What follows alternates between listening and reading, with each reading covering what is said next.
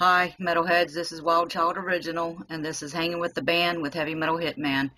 And we have Joey Severance here today with Tornado. Hi, Joey. How are you doing today? I'm okay. How are you? I'm doing good. So, how did you come about the band Tornado? Well, pretty much Tornado we were called Nemesis Divina before we were called Tornado. The name Tornado came after we got our record deal with Listenable Records. But it's a band that I've always wanted to have. I'm in Finland now, but before I got here, I was in Amsterdam. And, I met a guitar player. He and I put together the songs that became our debut album, but we didn't have a live band. So it was he and I, and then we used three of the members from the Finnish band Amoro. They provided the rest of the instrumentation in the studio. But like I said, we didn't have a live band there in Amsterdam. And then when we finally did get one, they were great players and all, but the main thing for me in Tornado, besides the music, is the image was real important for me. And I just couldn't find the guys there that shared my same vision image-wise. So it didn't work out in that regard. So, how long has the band been together? I would say about 5 years. Collectively, between Mikhail and I, the original guitar player. But in my head, it's been there forever. And as far as like working on songs and that sort of thing. So it's been a while. Cool. So, musically, who's your biggest inspiration? Wow. Well, probably Slayer, Nuclear Assault would be the two main ones musically. But as a music lover, I listen to a lot of different styles. So I try to absorb pretty much like a sponge everything that I listen to and somehow try and incorporate it into the Tornado sound. But it could go anywhere from, Kiss to Motley Crue and bands that normally you wouldn't associate with thrash bands, Poison, whatever. Growing up, I was into all spectrums of what we call metal. So whether it's Bathory and Slayer and Testament, all the way to Poison, LA Guns, who we covered on our first album. So it's a mixture of a whole bunch of stuff, but even a lot of hardcore as well. Agnostic Front, Sick of It All, those kind of bands. Cro-Mags, growing up where I did in the U.S., Providence, Rhode Island, we were sandwiched right in between Boston and New York, Boston being a major hardcore scene, New York being a major hardcore scene. So to get from one place to another, Providence was right there in the middle. And back then we had probably the best club in the whole United States called the Living Room. So every band played there. I mean, if you've ever seen that movie Heavy Metal Parking Lot, that was me and my friends back in the day just hanging out in the parking lot every day of the week at the Living Room because there was always something great happening there. Cool. So, you started out in a living room or like a garage band or? Well, no, the club back then was actually called the Living Room. Oh, okay. So, right, the club was called the Living Room. But, I mean, even back then, my first bands, yeah, we were in my friend Brian's parents' basement, and they were really good to us. We were lucky in that regard. They gave us no problems. They let us rehearse every day. And when we saw the light flicking on and off down there, we knew it was time to shut it down. But for the most part, we had it pretty well. So that gave us a lot of time individually, the other guys and myself, to really develop our craft as far as songwriters and et cetera, et cetera. So I've always been lucky in that regard. Cool. So, what's your favorite clubs to play in? Well, on the Tornado end, we actually don't have so much live experience because it wasn't until I got here in Finland in February that I was able to put together a solid lineup. So in regards to Tornado, let me see, I think we've only done 4 shows so far. But in the U.S., and the club doesn't exist anymore, but I would definitely say that club that I was just talking about, the Living Room, Okay. in Providence, Rhode Island. Okay. Where would be the place that you would really love to play if you could play anywhere? if I could play anywhere, I would really love to go to Japan. And that probably goes back to my childhood from being a huge Kiss fan and seeing how the Japanese fans really love them and just, daydreaming of being in a rock and roll band someday. So, yeah, Japan would probably be my number one place that I would want to play as a performer. Okay, yeah, I remember seeing a lot of different bands play in Japan, and heard a lot of stories about it and stuff like that. Read a lot about it. Being a Motley Crue fan and everything, I know they went to Japan a lot, and they had a lot of pictures and stuff like that. That was a really cool place too, as far as I could tell. I'd love to go there someday myself, but Yeah, that must be cool. But, for me and our band, we would like to play anywhere. And that's where we're kind of getting into the next phase of the Tornado is now to make it a live band because it's been dormant for so long as just a quote unquote studio band with the record out and not having so many shows under our belt. So now it's the time that we need to change all of that and make us a live band and play anywhere that we can. so are you planning on a U.S. tour anytime? Well, we as a band, we would like to tour anywhere, but the music business, especially since the days of the internet and downloading, everything has changed drastically. We live in the entitlement generation, I like to call it. People who think that downloading records is the norm and that they shouldn't go out and spend money and buying a band's record. And it's not the norm. I mean, when I was growing up, I would spend every cent that I had to get to the record store and to buy the new Slayer or the new Nuclear Assault or the new Testament or the new Overkill record. But today, you sit at your computer, you go to your favorite blog site, you push click, and depending on how good your internet connection is, you've got a band's new record within minutes. And in the time that you've downloaded it, you don't realize that these bands have put a lot of time, blood, sweat, tears, a lot of effort into that. So when everyone can just sit at their computer and download your record for free, which means no one's buying it, so the record company really has no incentive to put your band on tour because, to be honest, they don't have the money for it. Everyone thinks everything is free. So it's a big problem. I mean, of course, any band wants to tour as much as possible, whether it's in the US, Europe, Asia, whatever. That's what we live for, getting on stage and performing for people. But in this day and age, it's becoming tougher and tougher. And especially for new bands, when no one knows you and you have a label that doesn't have so much money to invest in you because no one is buying your product, it's becoming extremely difficult. I mean, I fear that we're heading in a direction where pretty soon bands are just going to dry up and disappear. Yeah, I worry about that sometime myself because I remember waiting up at night and couldn't sleep just waiting for that album to come out. That's called passion. Exactly. No one has it anymore. No. Back in the day when, you would have your finger on the pause button on your favorite ghetto blaster waiting for the DJ. Okay, coming up next, we've got the new Slayer. And you would hope, man, I hope this guy shuts the fuck up before Tom Araya starts singing so I can record it. And then if he didn't and he happened to just stop talking right before the vocals come in, oh shit, I'm going to have to wait till the next time they play it. No one has that passion anymore because just like that, you could download a song or a record and it's there in your possession. So passion is completely gone, totally eliminated for music in the electronic age. There's no more passion for anything in regards to music. I see it all the time as a tour manager touring with other bands. Back in the day when my friends and I, like I was talking about earlier, going down the heavy metal parking lot, as soon as the bell rang at 2:30, if there was a hot show in town, any band from back then can tell you, they'd pull up to a club at 3 o'clock and there'd be a gang of people. And, those that were old enough to drive, they had their ghetto blasters on the roof of their cars and there was a party going on and there were people waiting there for the bands. That just doesn't happen anymore. No one cares. It's just, whatever. And Yeah. for us on the other side, it's not whatever. This is what we do. We, the touring bands, they sacrifice a lot.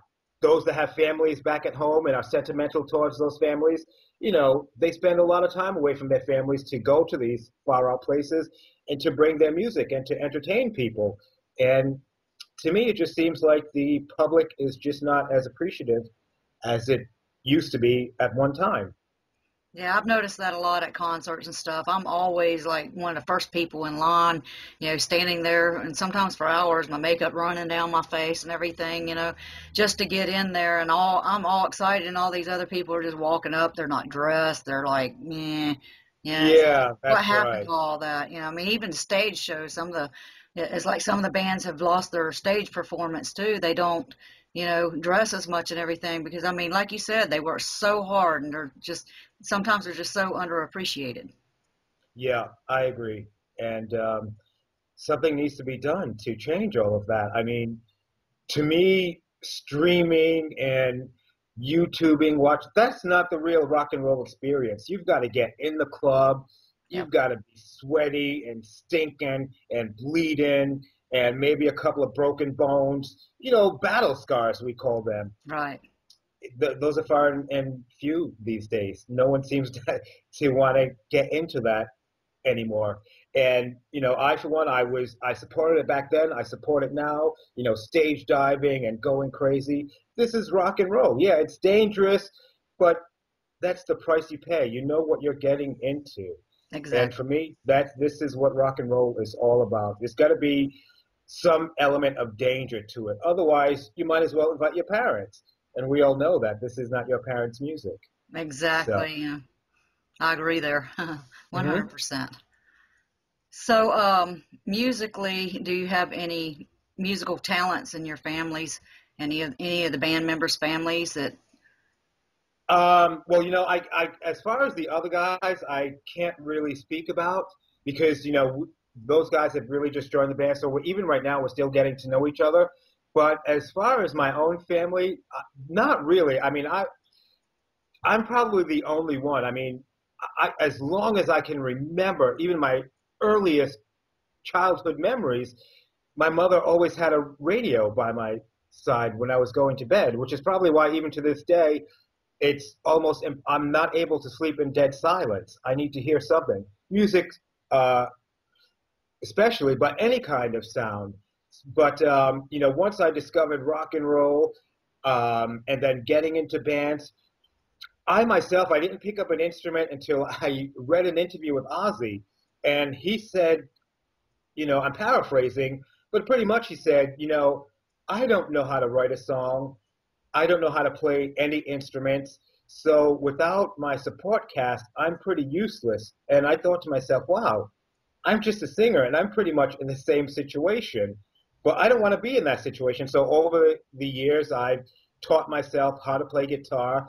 I mean, I would love to be a shredder. I just don't have the patience to sit down like some guys do that really have the passion for the instrument and play, 6, 7, 10 hours a day. But I'm good enough where I can write my own songs. So I'm satisfied with that. Well, who does most of the writing in the band? Is it you or? I do, yeah. Okay, great. I did most of the writing. On the first record, the writing process, the songs pretty much came from me, but Big Man, the original guitar player, he was good in putting all the arrangements together, making sure that this riff flowed well with that one, et cetera, et cetera. And with the songwriting process now, with this new record, for the next record that we have doing Big Man, even though he's not in the band anymore, he'll have 4 songwriting credits, songs that he totally wrote on his own when he was still in the band before he left.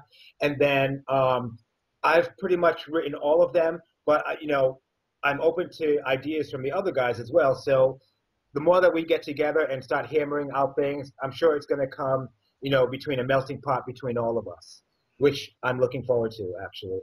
Right. So you sell band merch and stuff as well, right? And like T-shirts and Yes. okay. And we have some right now. We just ordered a bunch of patches, but it's really difficult when you are a new band in this day and age, trying to break out. There are so many bands. It seems like every asshole is in a band, every asshole with a computer and recording software, thinks he's a fucking record producer. So what's happening is that we are just being bombarded with so much shit. As a listener, you don't even know where to start. I mean, what's left of the printed magazines, the rock cards, I don't know what magazines are left in the US, Decibel or whatever, but pick one up and just look and see how many releases there are every month. And then just imagine how much money a kid has.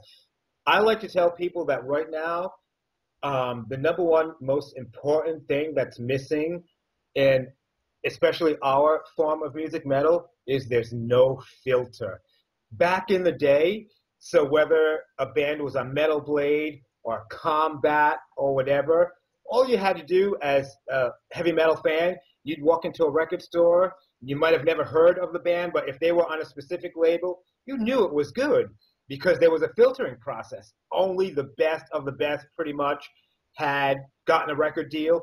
Nowadays, everyone has a fucking record deal. So there's no filter process. And for the average person that's looking for new stuff, he just has way too many options to choose from. And when you have too many options to choose from, the quality degrades. I mean, let's face it, a lot of these people that are sitting at home doing their records at home, you're not record producers. I mean, we have people that have spent years and years of their life perfecting a craft. Producing a record is a craft. Just because you bought some expensive software and you've got the latest Apple and you're doing this shit at home, that does not make you a record producer. It doesn't make you a songwriter. And that's another thing. I mean, I sound like a hater, and I am, because I have a genuine love, and I've invested my entire life in this metal music, this music that I love with a passion. And I'm just seeing it fall to the wayside, being just given no love. Guys are just picking up instruments and thinking they're songwriters. No, you're not. Cut that shit out. Yes, I agree. I see a lot of it. They think that if they get into a band, I'm going to get into this, I'm going to do this, because I want to pick up the women, everybody's going to love me, that's all it takes. But, I mean, they don't understand how much work you really do put into it. I mean, hours and hours and hours of, creating and, practicing and getting out there and getting your stuff out on the street, and bringing the people to you. That's exactly it. Getting out there and getting in the people's faces. I mean, even now, in this day and age of modern technology and shit, if I'm at a show, I've got a flyer in my hand. I can tell you, touring around Europe, tour managing other bands, I hardly ever see any young kid come up to me and say, hey, this is my band, check out my shit. Everyone is sitting on their computer sending out. No, you've got to get into people's faces, and you've got to tell them why they should come and check your shit out, why you stand out above someone else. And it's a lost art. No one is doing it anymore. The flyering and the handing out shit and talking to people, that is a lost art. And we're seeing the end result of it. The end result is no one's coming to shows. No one is really discovering anything new. If your band doesn't have a label that has a lot of money behind it to push you, even though someone might not be buying your record, you're pretty much screwed. So you've got to do something to make your band stand out above the next guy. And that's what we're trying to do. I'm sorry. That's what we're trying to do. So do you guys take like donations and stuff like that? Have maybe a link or something? No, we don't. And I've been seeing a lot of that creep up. I am totally against that shit, because the problem is when you start asking your public to finance your record and shit like that, then you owe them something. Whether it's you're having dinner on your tour stop and you're in a restaurant eating food and someone rudely interrupts you and says, here, sign my shit. They feel like, well, I helped pay for that record. You owe me this. No, I don't owe you anything. And I don't want to be into that owing anyone anything phase. If you are in a band and you can't do this on your own, it's time for you to do something else, in my opinion. Other people might not agree with it, and that's fine. But no, I don't think there will ever come a day when Tornado will be putting up links and asking the public to help finance our records or help finance our tours. no, if we can't do this on our own, we have no business doing it.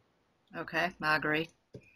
So, what would you say is your favorite restaurants and stuff to, you know, hang in or whatever, to. Well, I'm kind of a homebody, so I don't really hang out everywhere. But as far as food and stuff like that, I'm into Chinese, Okay. rice. I mean, I could eat rice till the earth expires, Mhm. and then Italian.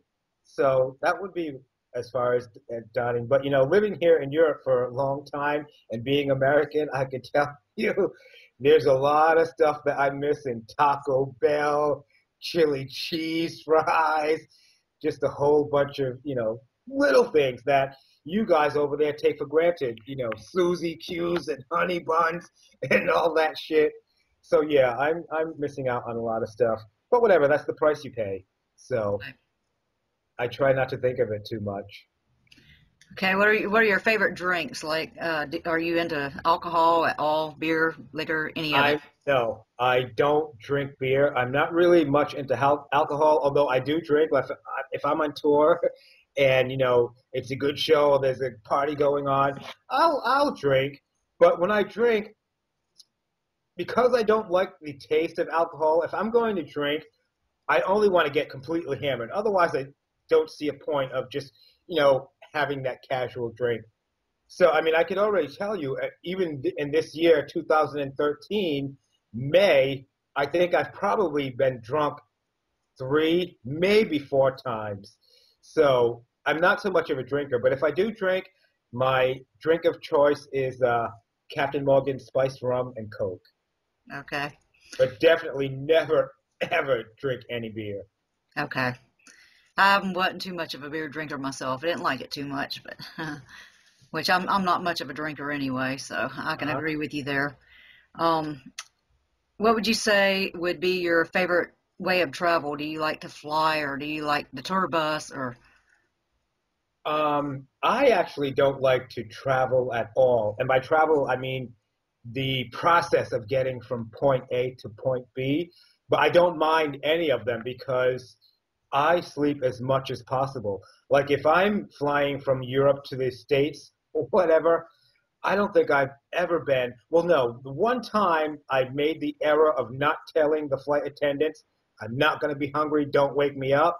It's probably the one and only time that I was awake on a flight. So, with me using that system, the traveling part seems to go pretty fast. okay. But I like to travel in regards to seeing other countries and meeting other people and learning about their different cultures from mine. But the process of getting from point A to point B, I hate it. But I love flying. When I do have to fly, just get a window and go to sleep, or sitting in a car or on a tour bus or getting in a van, whatever. It's what we have to do to get to where we want to go. What are some of the greatest stories that you could tell us about, being on tour or being with the band? Oh man, I have so many stories. One day I could probably write a great book. But I posted a story the other day on my Facebook page, and I'll tell it here as well. Um, I was in Germany with Cannibal Corpse.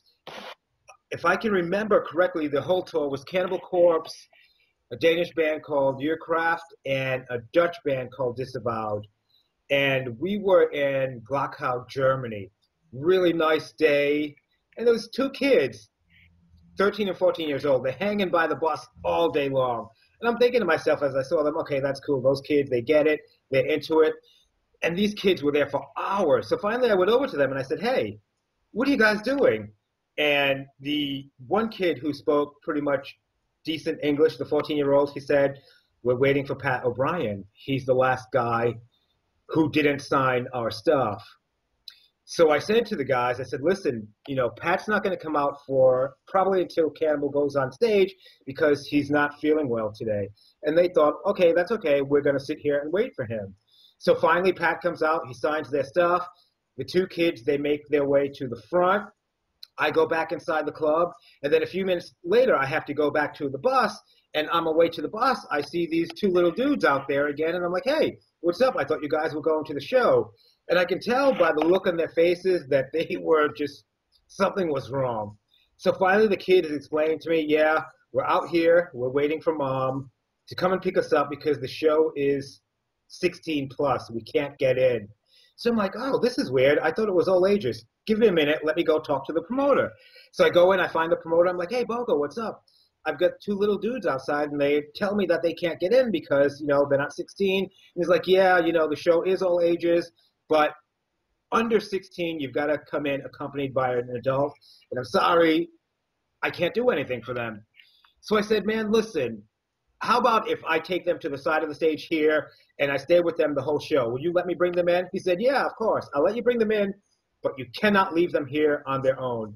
So I run back outside and I say to the dudes, hey, call your mom back and tell her not to come and pick you up right now. I'm going to take you inside the show and I'm going to stay there with you. And I can tell you, and I can still see their faces, these kids were, to them, it was like the coolest thing ever. So we go inside the show. We're standing on the side of the stage.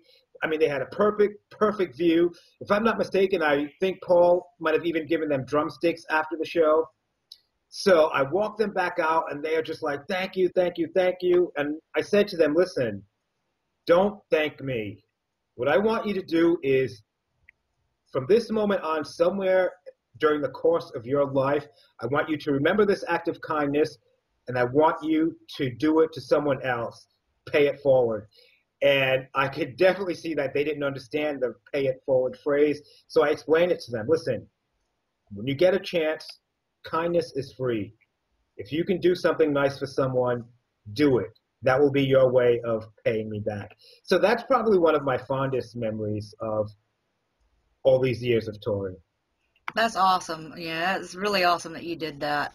I couldn't even imagine, when I was like younger or whatever and wanting to get into a show I couldn't get into, and just the disappointment and stuff, and yeah, you back then you would have somebody always standing there, always willing to take and go with you. So for you to do that, that was totally awesome, because I've seen so many people disappointed because they couldn't go to the shows. Yep.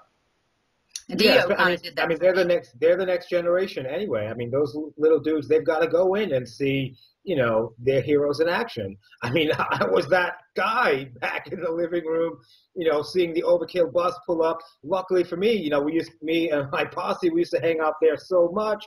We knew the staff at the club. So even if, I was $1 or $2 short for getting a ticket, they'd say, all right, come on in with your broke ass, Yeah. and that's cool. That's cool. Yeah, I never Dio, forgot that. Ronnie James Dio kind of did that for me. I was in Orlando at the time, and I met him at a hotel. He was coming out of the hotel, and he asked me if I was going to the show. I got pictures with him and stuff. And I told him, I said, well, for some reason they froze my card and I can't get in. He put me on the guest list. That was, like the ultimate for me. Because Yeah, I that's would so never cool. figured he would have put me on his guest list. And I mean, it was one of the most awesome shows that, I'd been to. So, From what I know, Dio is an absolute class act. And you know what? Real quick, I'm going to tell you another story, too. okay. I posted it on my wall on the anniversary of his death. So I was at this festival in Belgium called Grasspop. I'm tour managing Nuclear Cell. So for the Dutch and the Belgian festivals, before you get paid, the promoters, they need copies of the band's passports. So I'm walking back to the office and I'm looking down, I'm reading one of the guys' passport information, John Conley or whatever, and I bump into somebody. Now, I'm not a tall guy, so I know that almost 9 out of 10 persons on this earth is a lot taller than I am. So I look up, and then I bring my head down again, and the first words out of my mouth were, oh shit, it's Dio. And there he was. I had bumped into Dio. And I wanted an autograph. So I'm like, oh man, Dio, I'd love to get an autograph, but I've got nothing to write with. And he said, don't worry about it. Take this. And he handed me a joint. I'm like, what? So I take this joint. I'm like taking a couple of puffs. And in my head, I'm thinking, oh, shit, I've just got a joint for Dio. So I give it back to him. I said, thanks, whatever. He goes his way. And I'm running into the office and yelling, Bob, I just smoked a joint with Dio. I just smoked a joint with Dio. I mean, yeah, shit like that happens quite a lot sometimes on tour where, just some crazy shit happens. But it's a lot of fun too. I mean, sometimes you couldn't run into some trouble, some shit that could get dangerous. But for the most part, it's rock and roll. It's like when people ask me what's it like going on tour, I tell them being a tour manager or being part of a crew or going on tour in general, it's like being a police officer without the real danger element. And what I mean by that is when a police officer gets a call to a disturbance, they don't really know what they're in for. It's the same thing when you get on that bus and you're heading to a club that you've never been to, or you're dealing with a promoter that you've never dealt with before. You have no idea what you're getting into. So it's not for everybody, but for those of us that it is for, it's what we love to do, go on tour. Yeah, I would think that would be the most fun part of the whole thing is the tour. You know, recording and stuff like that could be pretty cool too. I guess, but the harder stuff, the work that everybody doesn't understand, they don't see, that the behind the scenes thing where you're working hard and everything. Well, nowadays they do because everyone's posting their shit for you to see. Right. And I mean, I personally, I like the recording process. We did our first record with Peter Dackren from Hypocrisy, and I've known Peter a long time from tour managing Hypocrisy, etc. And Peter made us feel absolutely comfortable in his studio. He took the time to explain everything with us and do things in the right way. And I like that process of seeing this riff that you had putting together in your bedroom and then getting into the studio and then the whole process of hearing it turn into a song. To me, it's like a parallel of watching a child. First, they crawl across the floor, and then they take that first step, and then finally they're walking on their own. So I kind of do like the whole recording process. What I don't like about it these days is like what you were just saying a while ago. As a fan of metal and music in general growing up, a lot of that, in my opinion, a lot of the beauty of music and being a fan of it, a lot of it is in your head, the fantasy that you create. For example, I remember I'm reading the magazine and David Lee Roth is talking about, yeah, we've got our studio set up with palm trees and sand everywhere. And I'm thinking, oh man, that must be so great. There must be girls everywhere and drinks and all these wild shenanigans. But nowadays, when I'm looking at other bands and they're posting their studio settings, and it's just some guy with his reading glasses on and his hair back in a ponytail, I'm thinking, no, that is so not rock and roll. And in my head, as a fan, the whole fantasy has been ruined. There's nothing left to the imagination anymore for a young person getting into music these days. The bands are putting everything out there for you to see. So you're not creating your own version of what you think is happening. And I'm glad that I grew up in a time where there was no internet. You had to wait every single month for the magazine, and you sat there and you salivated over every cool picture. You hung on to every word in the interview. I mean, to me, that's a real important part of being a fan, especially of metal, because our type of music doesn't have that mass exposure that, the more commercial bands do have. So, yeah, person getting into metal or the heavier side of music right now, it really sucks for them. It really does. Yeah, I understand about the fantasy part too, because I mean, I used to fantasize all the time. Oh God, I wonder how, what they're doing back there. And, they were so much above you, and, when you're, it's just a dream. And exactly the magazines and all stuff, of that is gone. Couldn't wait to get them to put them on my wall, and yep. Yeah, I don't see that much anymore either. And, that's too bad because that's magic. I mean, it is. Small things like that, which makes the whole big picture really magical for someone, the listener, who's sitting at home with the headphones on, reading the lyrics. That's why, I'm really sad the LP is gone. You, gosh, how many hours did I get lost in Iron Maiden's artwork or Slayer's artwork or, whatever. Now we're going to get to a point where a buyer is going to have even nothing to hold in their hands anymore. You're just going to click a button and there's your music. No artwork, no lyrics, no thank you lists. You might not know anyone in there, but every once in a while, maybe you'll see the name of someone else famous and you'll think, oh, wow, that's cool. They know each other. It's the very small details that, like I said, make the whole big picture really magical. And there's no magic left anymore. Yeah, because that was like a dream to me. Oh, wow, I'm going to this concert. Will I or will I not get to meet them? Will they look at me and see me off stage, or, Yep. am I going to catch their eye, and now you go in and everybody's just like got their head hung down, drinking a beer, Well, that's or because just standing everyone's there. your quote unquote friend these days. Right. Everyone is friends with the bands that they listen to. So when you're everybody's friend, that whole magical illusion of like, wow, that's Blackie Lawless, or wow, that's Tom Araya, all of that is gone because you might be on their Facebook page or their Twitter account and you know every detail of what they're doing every day. So all the magic's gone. Too bad.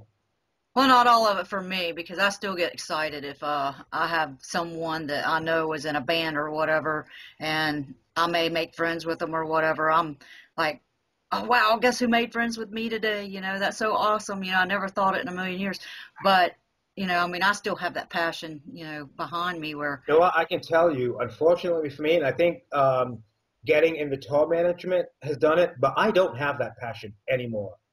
And that's probably the one regret I have about being a tour manager. If I can go back and have done it all over again, I wouldn't, because all of that whole wow element for me is completely gone. In fact, let me see. The last time I probably had that wow element is right before our debut record came out.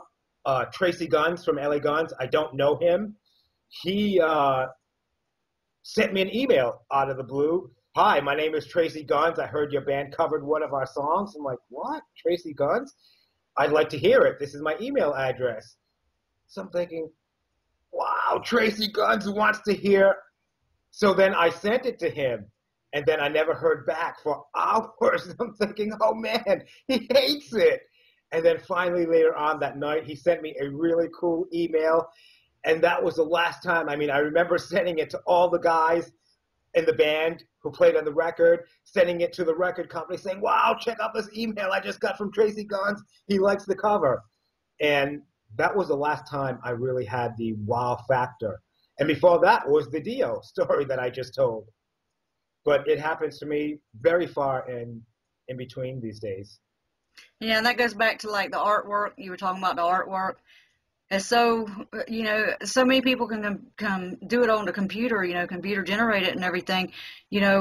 I used to look forward to seeing, what the artist could bring, when they actually sat down and drew it out. Because I love art. I'm not that great at it. I can do some, but, those albums just blow me away, Yeah, I agree. For us, for Tornado, especially for our first record, it was real important for me that we had artwork that was hand drawn. So I had a friend of mine named Alyssa. She lives in the Ukraine. I didn't know she was an artist, actually. She sent me a picture and said, tell me what you think of this picture. I'm drawing some stuff for a children's book. And I thought, man, this is beautiful. So I said to her, hey, listen, I have this record coming out. This is my idea. Can you draw it? And she said, yes. And I'm real happy with what she did. And she did it all by hand. Even if you look at our record cover, it looks like it might have been computer drawn, but it wasn't. Everything from the artwork itself to the logo, all of that stuff was done by hand. And I like that. I'm really proud of it. Yeah, So hopefully we'll use Alyssa again for the next record. yeah, that's awesome. I love it when, someone actually uses an artist, a true artist. I mean, not saying that the computer generated art isn't beautiful, but it's just so easy to do. If you play around with the program long enough, anybody can do it. Yeah, that's right. Yeah, I agree. I can, probably for me, the last album artwork that I really loved, and I think was done by hand, was the Exodus cover, Temple of the Dam. I mean, the girl who did their record cover, she did a fantastic job. So I like that kind of artwork where you could just get lost in looking at the cover. I mean, if you take Iron Maiden Somewhere in Time, the front or the back, no matter how many times you've looked at that record, you could find so many new details that you think, man, how did I not see this before? I've spent hours looking at this record, and here's something different that I didn't see before. So, yeah, I'm really into hand-drawn artwork for album covers. Cool. Um, so I'm lost in a thought there. How many albums would you say that you have bought over a lifetime? Oh, my God. Oh, man. Hundreds. You know, I was real lucky in coming from Providence, Rhode Island. Like I said earlier, we have probably had the best club, and I know I'm being biased, but any band from back in the day that's ever played the Living Room, they probably will also tell you that place was great. But for underground music, in another city called Warwick, Rhode Island, we had this excellent record store called Sam's Records and Tapes. You could go there, and not only could you only get all the great American stuff, but you could get all of the European stuff that was coming in on import. So Running Wild, Destruction, Protector, really underground bands, Mortal Sin from Australia, Hobbs Angel of Death. I was lucky enough to be able to walk into a record store and to be able to buy all of that stuff. And so, yeah, uh, I spent a small fortune back buying records. Um, Today, not so much, not because I don't want to, but the quality is just not there anymore. I can't tell you, I would probably have to think long and hard before I could name you a new band within the last few years or so that I could tell you, wow. No, it doesn't happen for me. So most of the stuff I'm listening to are from bands, from the 80s, early 90s, but pretty much that's where it ends. And I think a lot of that, for me personally, has to do with I don't think bands, especially a lot of the newer ones, they just don't know how to write a song. Putting a collection of riffs together and screaming over it, to me, is not a song. A song, in my opinion, is something that you remember long after you've heard it. When I listen to bands' records today, I've already forgotten the song even before it ended. So, yeah, for me, it's just not there anymore. Right, I can remember when, the bands actually had to sit down and write the music and do the riffs and everything, manually. Now they do it so Make it much on catchy. synthesizers and, computerized and, I mean, not that it isn't cool, but it's just not, it doesn't have the same kind of quality like you're saying. Well, back in the '80s, there was a lot of pop music. It was really catchy. Um, on the flip side, the metal side, a lot of those bands were writing catchy songs, choruses that you could latch onto immediately, riffs that you could latch onto immediately. Those days are gone. And I think the bands that still are doing it are the bands that are from that time period or that have those really deep influences where, real catchy chorus, a real catchy verse, real catchy music. Today, it's just a lot of it to me just sounds like metal by numbers. Yeah, I Playing understand real that. technical riffs for the sake of being technical. Okay, yeah, you can play, but you can't write.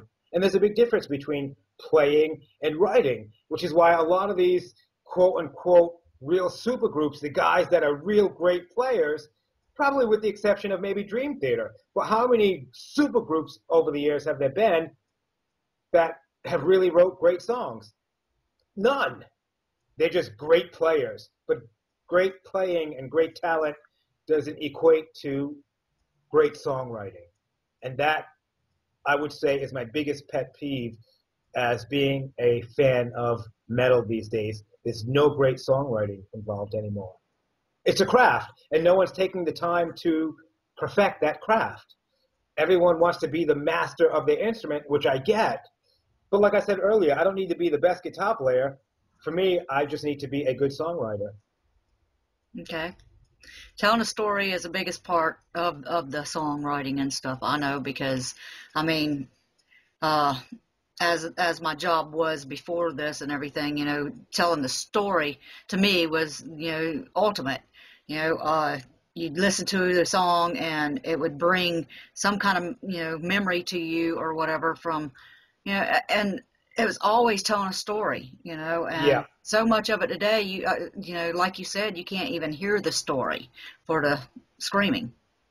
Well, I don't mind the screaming and all of that stuff, because it's part of what we do in the genre, and every band has their own style. But for me personally, I mean, lyrically, my biggest influence would be John Connolly from Nuclear Assault, or a lot of the hardcore bands that wrote about issues that we deal with every day as people.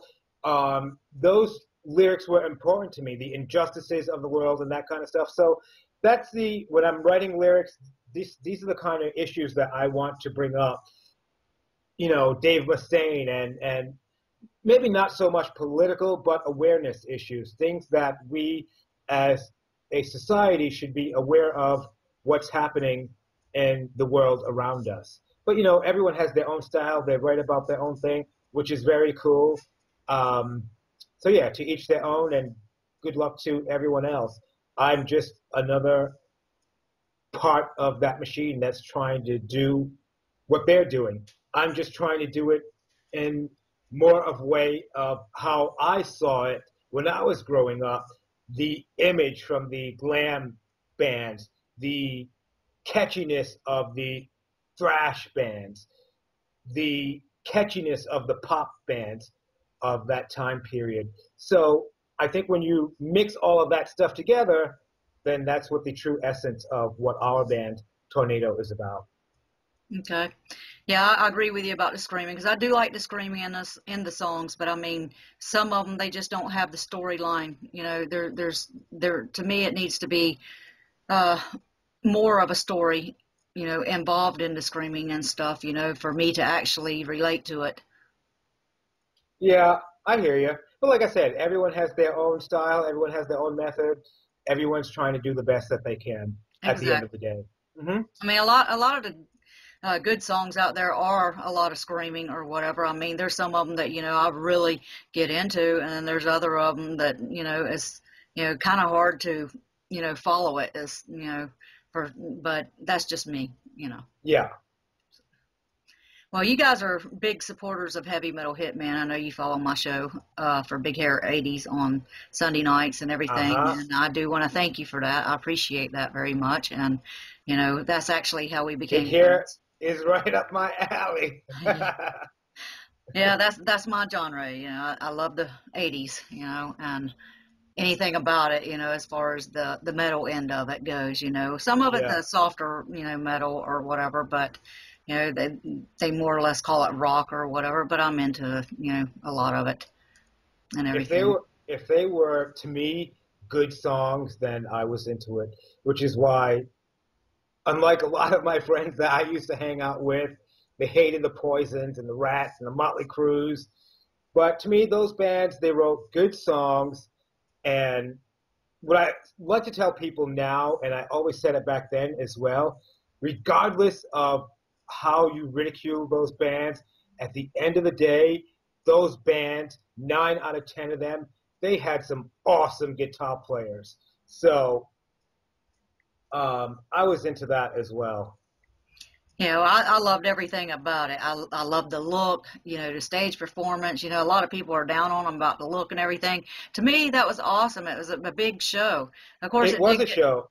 it did get kind of monotonous, because you had a lot of bands trying to be them, certain bands and stuff, but all in all, I mean, it was just a great big party for the 80s, and Yes, I mean, my motto is you've got to look good too. Not only sound good, but you've got to look good. oh yeah, And I that's love the stage. The theatrical part of it is, a big part for me, mhm. That's awesome. Well, I can tell uh, for someone that's never heard Tornado and they've seen a picture of us, it must be a really head screw job because we look probably more like the Warrants, but we sound more like the Nuclear Assaults. And I just want to mesh the best of both worlds in that regard, which is why it's been so hard for me to get a stable lineup, convincing. I mean, as a quote unquote band leader, um, I'm pretty much I will negotiate as when we're doing songs. I will listen to everyone's input, and I'm pretty flexible in that stuff. But the one thing I absolutely, under no circumstances whatsoever, I will not negotiate on the image, the look of the band. It's my way or the highway in that regard. But everything else, Dio said it best: a band is a democracy with a dictator, and that's pretty much it. You can't have everyone saying, well, what do you think? What do you think? I don't know. I don't know. Ultimately, someone's got to make the decision. But we keep this as democratic as possible, just not image wise. The image is my vision, and it's got to look exactly how I want it to look. There's no ifs, ands, or buts about that. Okay.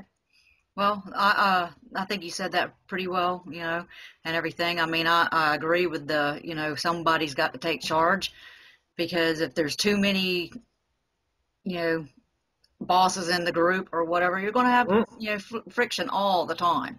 yeah. I was lucked out with the new guys that I found. They're really young, mellow guys, no friction. So I'm really looking forward to our the next phase of our band.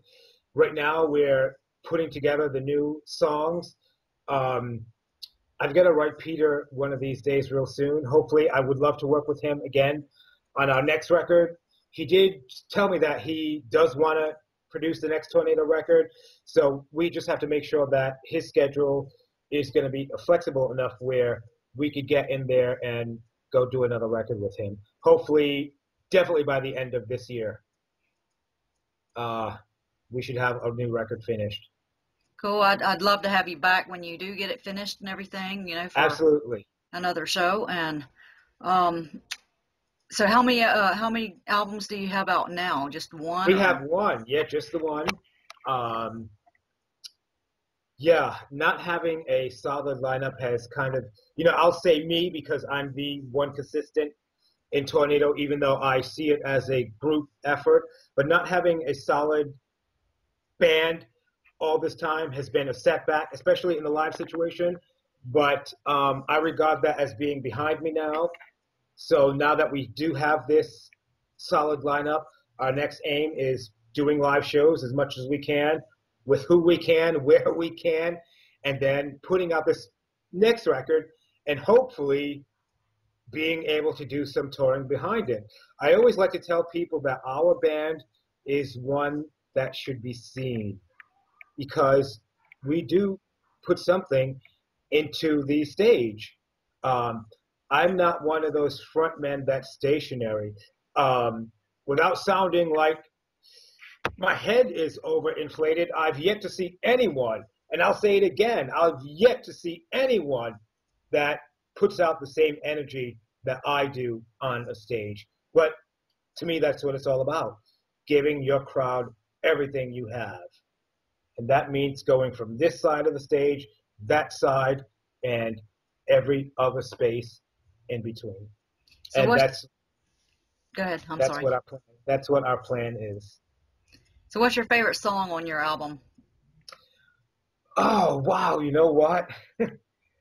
If I had to, you know, it changes from time to time. Sometimes my favorite song is Hate Worldwide.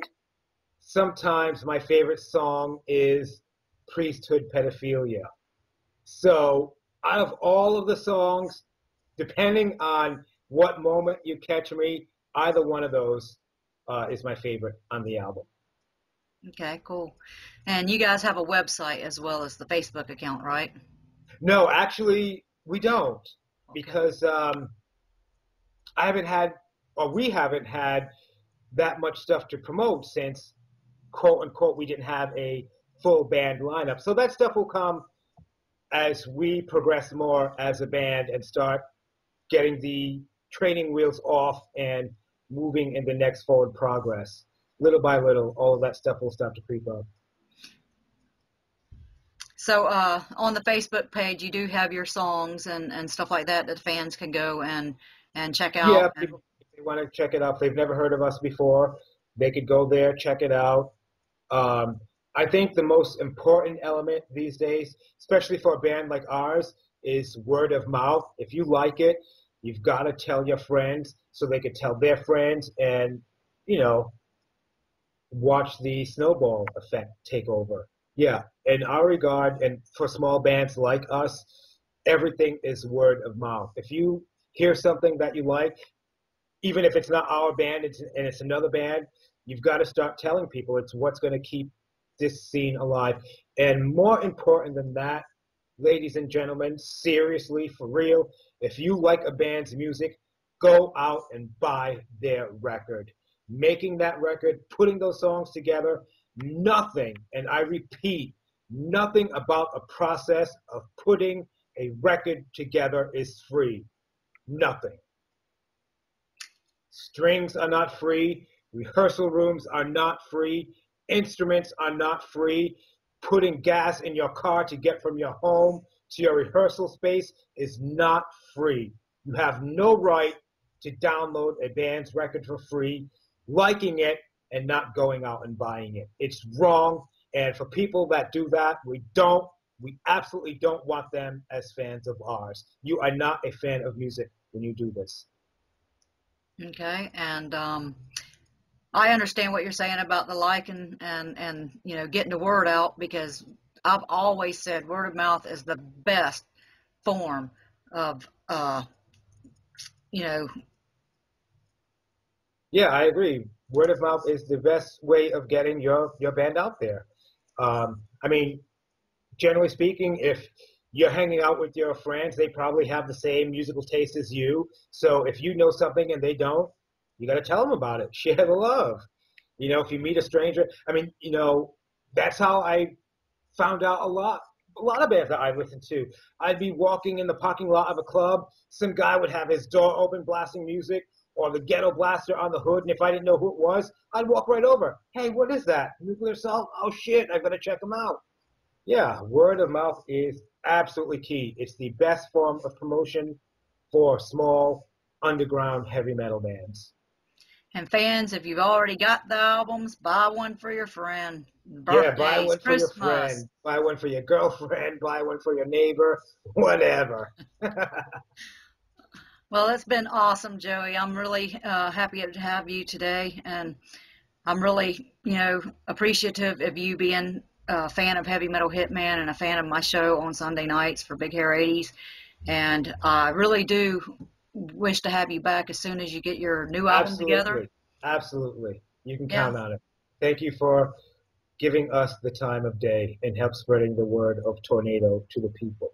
Oh, you got We it, man. appreciate it. We appreciate it. Thank you very much. It's been a pleasure, and please stay in touch with me. All right. And anyone out there listening, check out our stuff. Go to our Facebook page, facebook.com/Tornado Finland. We hope that you hear something you like. And even if you don't, maybe you know a friend that might like it, tell them about it. Word of mouth is key. Thank you. Thank you, Joey. See you again Okay. sometime. Have a good one. All right. Good night. Bye-bye. And let me hear you. All the ladies in the place, let me hear you scream one time. Come on. I'll bet you all the guys will agree with me when I say that's one of the best sounds in the fucking world. Isn't that right, fellas? Yeah.